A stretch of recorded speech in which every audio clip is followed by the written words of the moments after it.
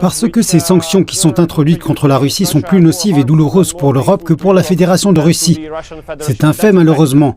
Vous savez, l'économie européenne se dirige vers une récession. Cela n'a pas été le cas depuis très longtemps. L'approvisionnement sûr en énergie est devenu une sorte de lointain souvenir pour nous en Europe. L'inflation monte en flèche. Les prix des denrées alimentaires et des matières premières augmentent. Le coût des services publics est aussi élevé. Le ministre hongrois des Affaires étrangères a également invité l'Union européenne à dialoguer avec le Kremlin. Plus tôt cette semaine, Peter Szijjártó a déclaré dans un communiqué que l'UE ne devrait pas envisager de nouvelles sanctions contre la Russie car cela ne ferait qu'aggraver la crise de l'approvisionnement énergétique et ainsi nuire à l'Europe. Merci d'avoir suivi cette vidéo.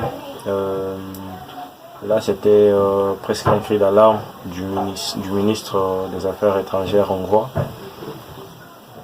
Je crois la Hongrie a fait quand même cet effort-là d'être réaliste concernant les sanctions imposées à la Russie par l'Europe. On a comme impression que ces sanctions ont assez d'impact négatif sur l'Europe que sur la Russie, qui subit actuellement ces sanctions.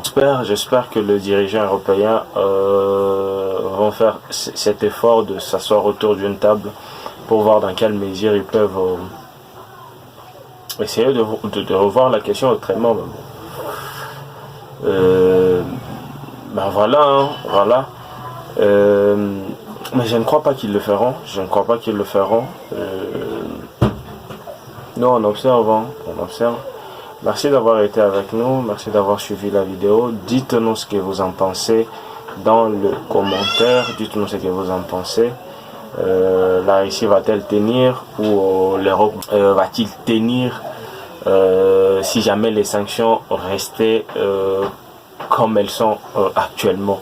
Merci. Lâchez un like. On se retrouve à très bientôt pour une nouvelle vidéo.